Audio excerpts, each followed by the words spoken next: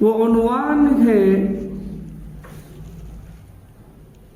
شرک اور شرک کے نقصانات کیا ہیں،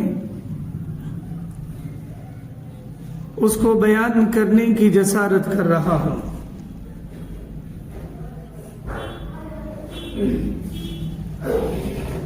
شرک کہتے ہیں کہ اللہ کی ذات یا صفات میں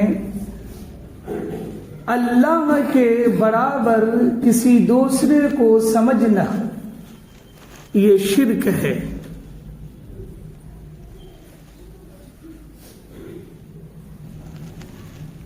شرک اتنا سنگین گناہ ہے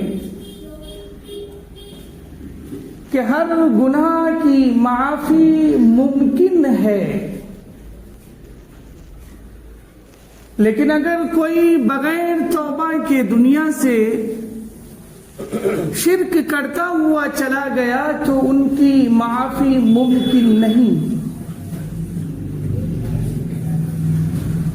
اہل ایمان اور باطل کا ٹکراؤ اور تصادم جو ہے اسی میں ہے کہ ایمان والا یہ کہتا ہے کہ ہم اللہ کی ذات اور اس کی صفات میں کسی دوسرے کو شریک نہیں کرتے۔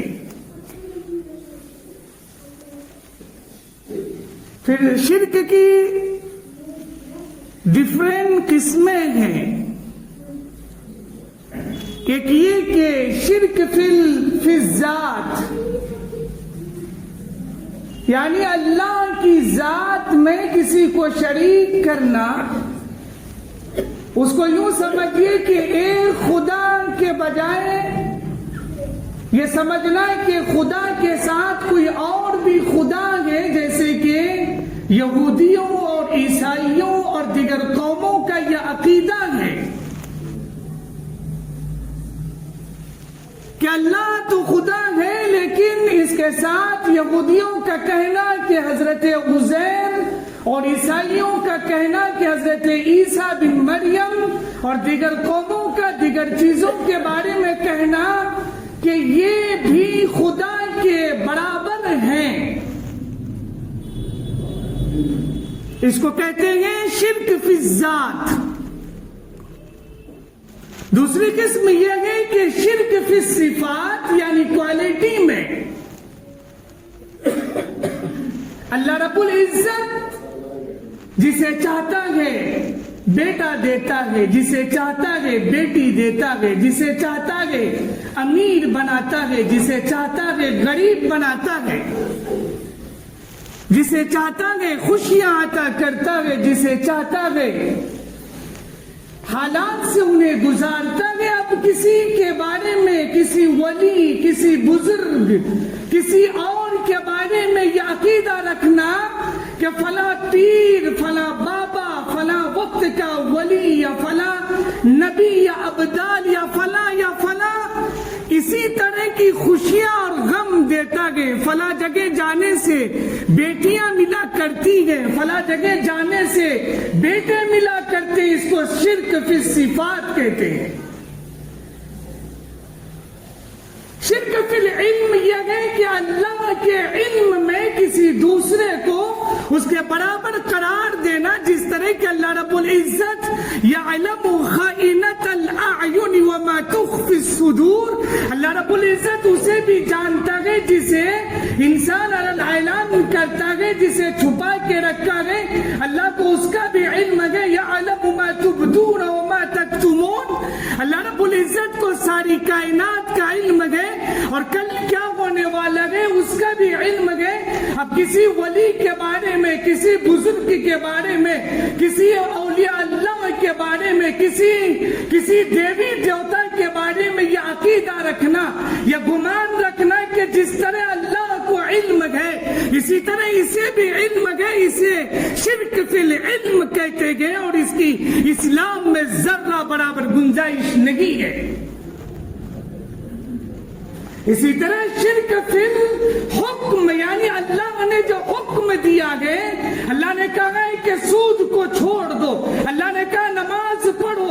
یا اللہ کے جو حکم ہے ان کے حکم پر کسی اور کے سلسلے میں یہ عقیدہ رکھنا کہ اللہ کا حکم جس درجے میں گئے, اللہ کا آرڈر جس درجے میں گئے, اسی درجے میں فلاں صاحب کا بھی حکم گئے, فلاں ولی کا بھی حکم گئے, فلاں قطب کا بھی حکم گئے, فلاں کا بھی حکم گئے, تو یہ شرک فی الحکم اور اس کی بھی اسلام میں گنجائش نہیں ہے.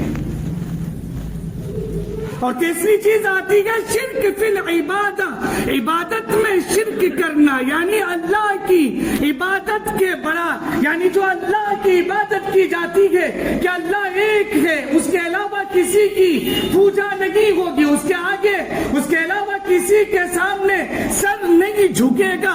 اب یہ عقیدہ رکھنا کہ کوئی اور بھی ہے جس کی عبادت کی جائے گی, جس کی پوجا کی جائے گی, جس کی بندنا کی جائے گی, تو یہ شرک فی العبادہ ہے اور اس کی قطعاً گنجائش اسلام میں بالکل بھی نہیں ہے.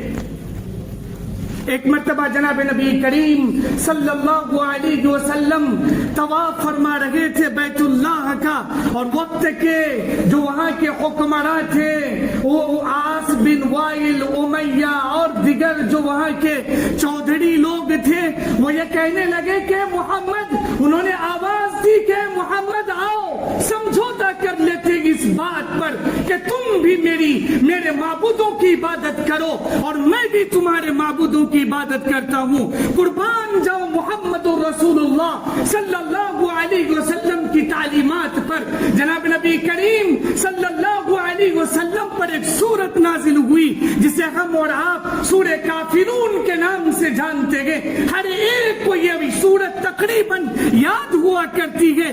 قل یا ایھا الکافرون لا اعبد ما تعبدون. اے نبی صلی اللہ علیہ وسلم, آپ ان چودھریوں کو اور ان رؤساء کو اور ان حکمرانوں کو مخاطب کر کے یہ بات کہہ دیجئے کہ جس کی تم عبادت کرتے ہو میں اس کی عبادت نہیں کرتا, اور ڈنکے کی چوٹ میں کہتا ہوں, علل اعلان کہتا ہوں, تمہیں جو بن پڑے کر لو, لیکن اس میں ذرہ برابر سمجھوتا نہیں کیا جائے گا.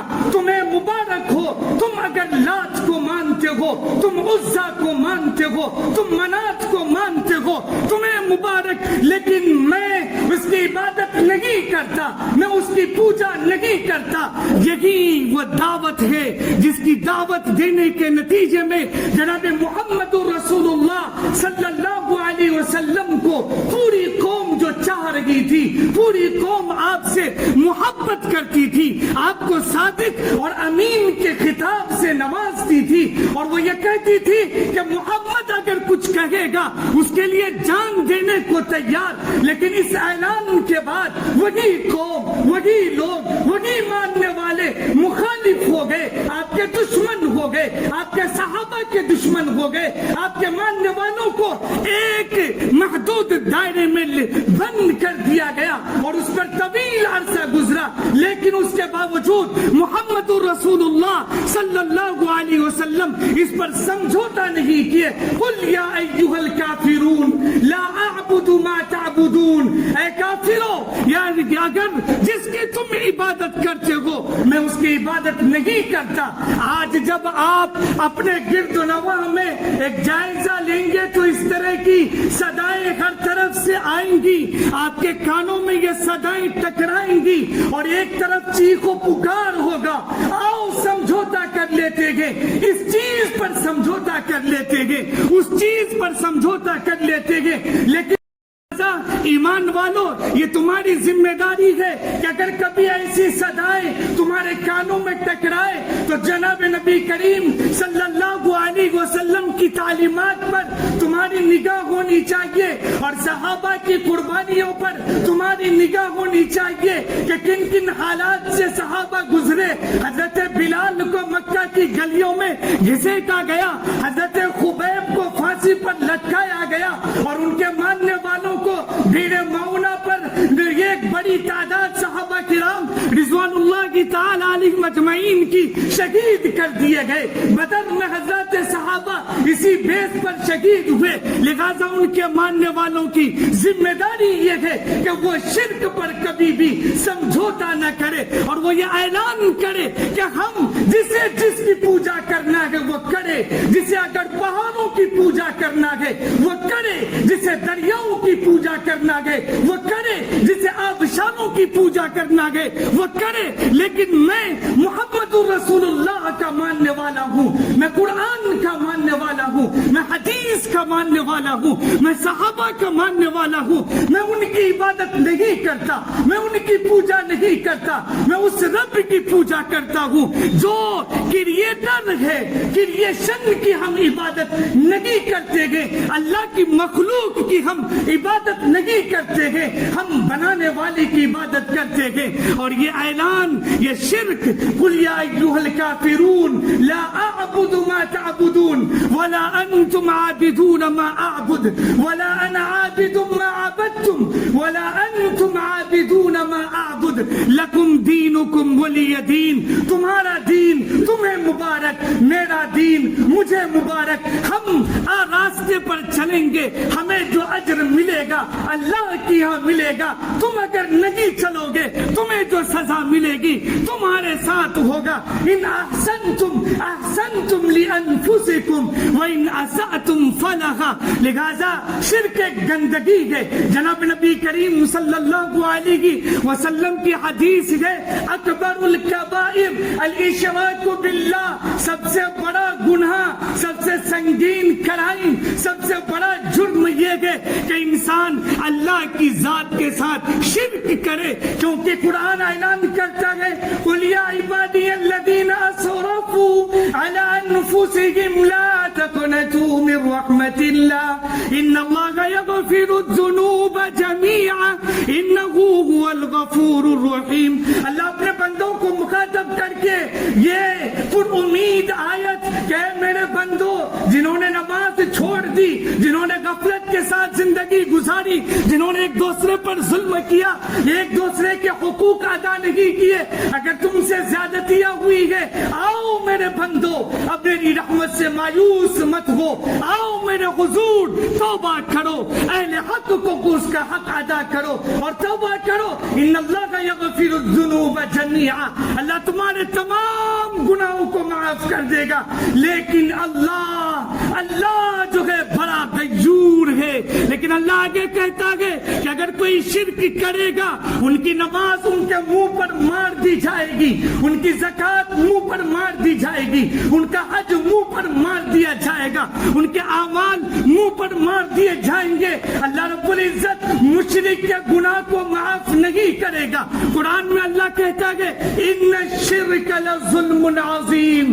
شرک سنگین گناہ ہے. ان اللہ یغفر ما دون ذلک لمن ان اللہ یغفر ما دون ذلک لمن یشاء. اللہ شرک کرنے کے علاوہ تمام گناہوں کو معاف کر دے گا. اور جانتے ہیں ایمان والو, یہ ایمان کی دولت تمہارے پاس اتنی قیمتی دولت ہے, یہ انمول خزینہ ہے, انمول دولت ہے. اسی لیے تو لوٹیرے تم سے اس کو لوٹنا چاہتے ہیں, تمہاری نسلوں سے اسے لوٹنا چاہتے ہیں. لیکن تمہاری رسپانسبلٹی ہے کہ اپنی اس مشن پر نگاہ رکھو. حضرت یعقوب علیہ السلام نے اپنی اولادوں کو جمع کرنے کے بعد ان سے مخاطب کر کے یہ بات ان سے سوال کیا تھا, ہم کنتم شہداء اذ حضر یعقوب الموت اذ قال لبنیہ ما تعبدون من بعدی قالوا نعبد الہک و الہ آبائک ابراہیم و اسماعیل و اسحاق الہ واحدہ. آپ اپنے بچوں کو ڈاکٹر بناؤ, انجینئر بناؤ, سائنٹسٹ بناؤ اور جو بھی ایجوکیشن دینا چاہتے ہو دو, لیکن تمہاری نظر اس بات پر ہونی چاہیے تعلیم کا اصل مقصد یہ ہے کہ بنانے والے کو پہچانا جائے, بنانے آنے کا مقصد کو جانا جائے. کیونکہ قرآن کہتا ہے کسی مولوی کی زبان نہیں کہہ رہا ہے اقرأ بسم بربك الذي خلق خلق الانسان من علق اقرأ وربك الاکرم الذي علم بالقلم. لہذا پڑھنے کے بعد شرک سے تمہارے بچے دور ہو. لہذا it's your responsibility. Your children what are being taught, یعنی آپ کے بچوں کو اسکولز میں, کالجز میں, یونیورسٹیز میں کیا پڑھایا جا رہا ہے؟ being a father, being a brother, being a mother, being a parents, it's your responsibility to check their subjects. یعنی ان کے سبجیکٹس کو چیک کرو اور اس میں دیکھو کہ میرے بچے کو پڑھایا کیا جا رہا ہے, میری اولاد کو سکھایا کیا جا رہا ہے. اگر غلط سکھایا جا رہا ہے تو صحیح گائیڈ کرنا کسی امام کی ذمہ داری نہیں, کسی مولوی کی ذمہ داری نہیں, کسی مفتی کی ذمہ داری نہیں, بلکہ آپ کی ذمہ داری ہے. قرآن کہتا ہے یا ایھا الناس قوا انفسکم واہلیکم نارا. لہذا اپنے آپ کو, اپنے اولاد کو شرک سے بچانے کی فکر کرو. اگر اس کے ساتھ بچ کے دنیا سے چلے گئے تو تم کامیاب ہو. اگر اس کے ساتھ گئے تو من یشرک باللہ فقد حرم اللہ علیہ الجنہ ومأواہ النار وما للظالمین من انصار. لہذا